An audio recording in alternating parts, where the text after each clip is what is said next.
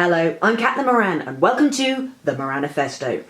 Last week a petition was launched after Nicola Thorpe, a receptionist, was sent home on her first day at work for not wearing high heels. Turning up in flats, she was told to go out and buy a pair of shoes with a heel between 2 and 4 inches. When she refused, she was fired. The subsequent petition to government calls on it for it to now become illegal for companies to require women to wear heels at work. It's so far gained 135,000 signatures and become a massive global news story. Partly because feminism, but also hugely because it allows magazines, websites and news programmes to use sexy footage of sexy ladies in heels, clacking around being all sexy and heelish.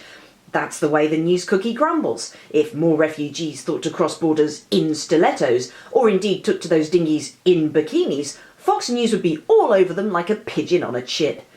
Personally, I'm thankful about the heel petition and I wish it all the luck in the world because in 2015 I came to a decision that frankly I'm surprised I didn't make decades before. I've given up on heels, totally. Like Nicola Thorpe, I already knew that I couldn't wear them in the day. Given the prospect of having to run for a bus in the rain in heels, I'd actually rather just sit down and smash my ankles with a mallet, preemptively, to save myself some time.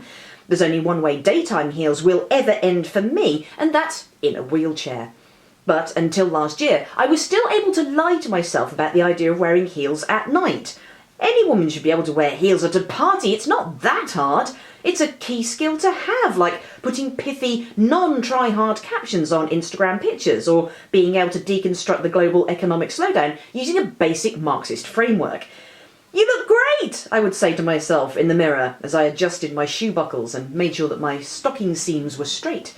You're totally walking in these shoes in a sexy way, I would say to myself as I walked very, very carefully down the steps and onto the pavement, and then into a cab because I couldn't walk to the tube in heels.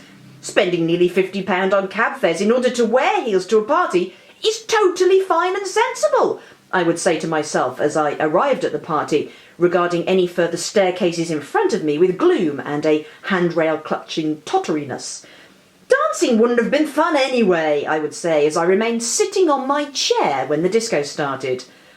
And I'm sure you have not looked like that all night, I would think, when I looked up and caught my reflection in the mirror and realised that my aching, painful feet had made my posture absolutely terrible and that I now looked like an old, paunchy woman. Well, an older, paunchier woman.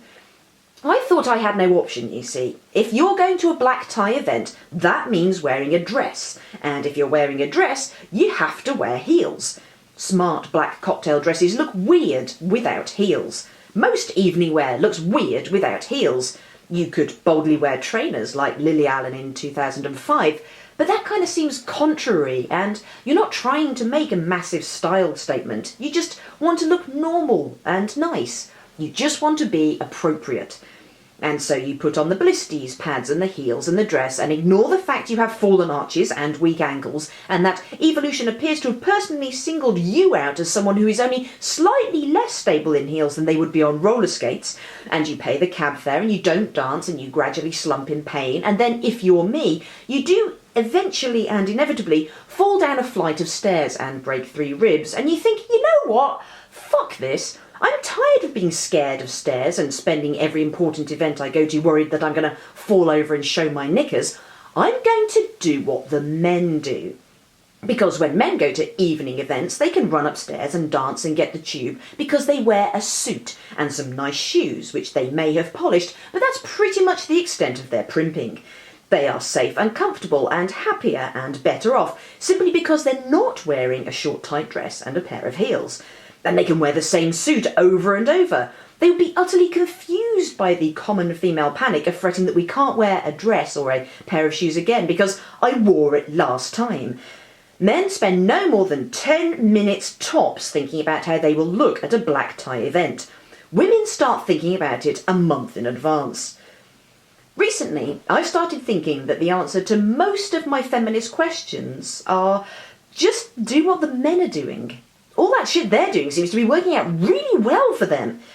And so this is what I've done. At the last 2 events that I've been to, black tie, I just did what the men were doing. I wore a suit, a tuxedo jacket, shorts, a silk blouse and flat shoes. Some really beautiful green and gold brogues that I can walk to the tube in and dance in and stand with perfect posture, enjoying my evening and my flat feet.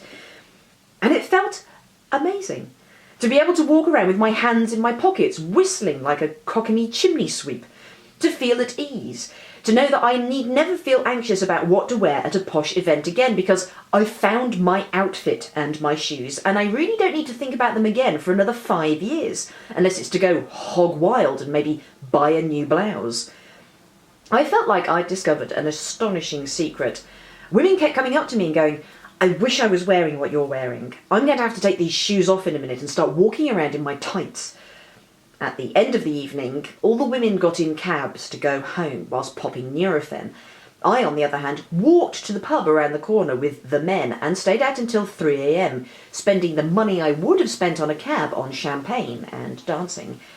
So yeah, I have finally given up heels, and it feels fantastic. I'll see you next week. Bye-bye.